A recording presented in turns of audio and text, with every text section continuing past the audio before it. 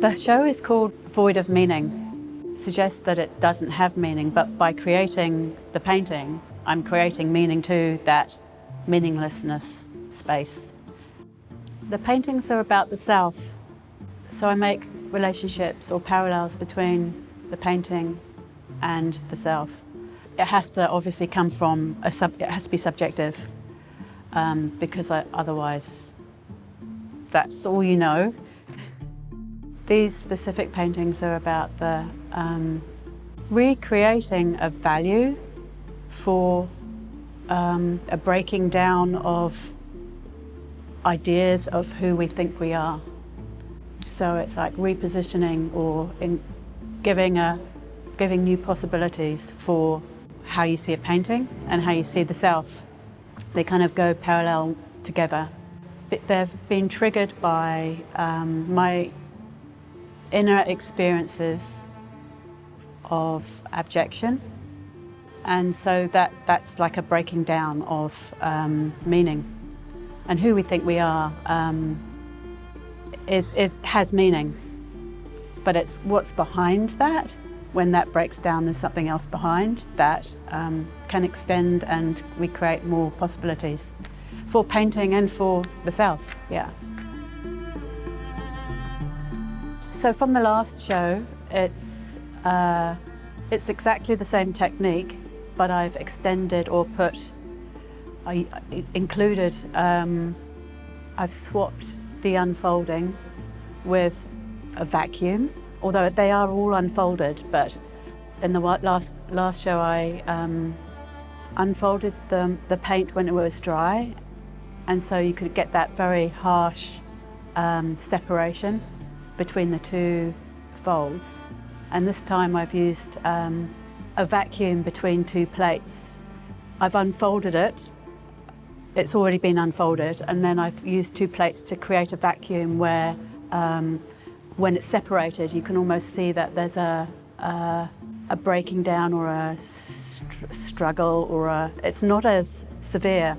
It's much more, it's softer, if you like. So there's more, which is why I've used colour with this one as well, underneath. So it's more like I've extended the between areas and enhanced them more through colour and working behind the silk.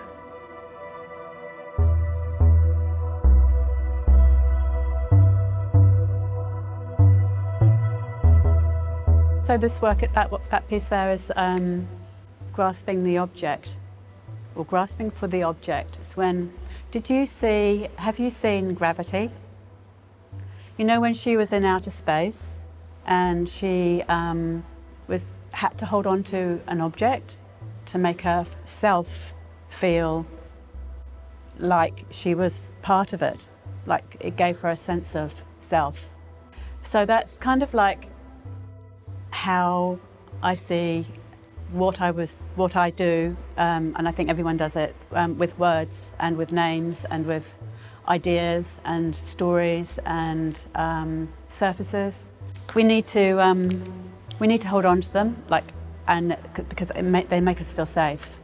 They make us feel like we are separated, but we're also gives us a sense of autonomy of ourselves somehow, making ourselves into objects. So that was so grasping at the object is like grasping for the name of mother. That's my personal. That's where it came from, and the idea of mother becomes an object, and it's something that comes down from family as well. Like I never really thought about how to. I just assumed how I knew how to love, and then I realised I didn't know how to love. I wasn't thinking. Is it unconditional? Am I projecting? Am I reflecting? Am I, all of these things that you do that you think you know, but you don't. You're not just being in the moment. It gives it a sense of value and meaning. Once you've objectified something, it gives it a sense of value and meaning, like the name mother and what love. What is love? there's more to how you experience things inwardly than what you think you know. I make parallels between the painting and the self, and so it's kind of like looking into the anatomy of the insides, the inners, what's behind, and also how that happened. That was a natural. That happened naturally. So often when things happen naturally in the studio or where I'm working, and I will like to be present with it all the time. And if I see it and it works for me, it says something to me, then I hold on to it and use it.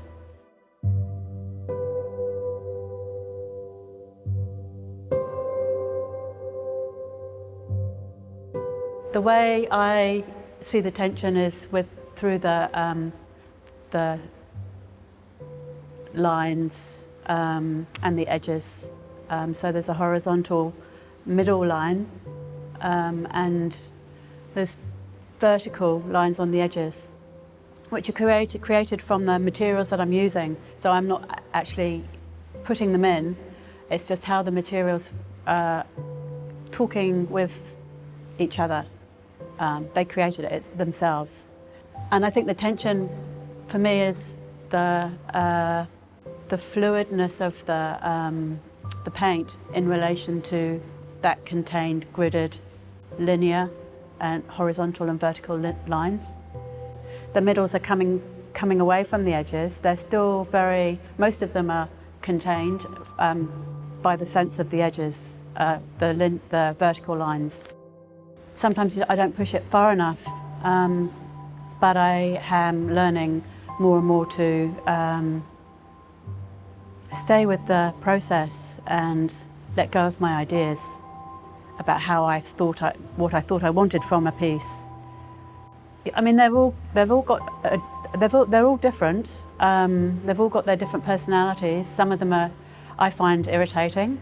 Some of them I find relaxing, and but they're different moments. To me, they're different moments in response to a state of being outside of time.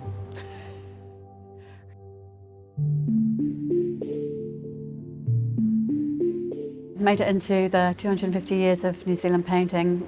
Thrilled about that. I feel very honoured. It's very something I've secretly been wanting in the back of my mind for a really long time. It makes me feel more included. But to actually be part of a book which I read in high school here. So to be part of a book in the history of New Zealand painting, to me, that's amazing. I feel very privileged. For me, the value of the show is because there's a breaking down. This is basically about that moment of breaking down of the idea of who you think you are, or who I think I was, or who we think we are. From that breaking down, there's by putting it into painting. I mean, you can't put those feelings into words. And by putting them into painting, or feeling like I can express them in painting or reflect them in painting, it makes me feel like I'm giving it some value. And like in society, it's not being given value, those collapsing moments when you know, they're abject. They're repressed and they're not spoken about, but by painting them, making them into an object, and referring to them, that space, it gives it some value and hopefully extends a sense of what painting can be talked about. I mean, I know that like loads of people have painted about those areas, but it's nice to be able to extend that moment and consider it as having value. So yeah, it's like an extension, even though it's a breaking down, it kind of they work together.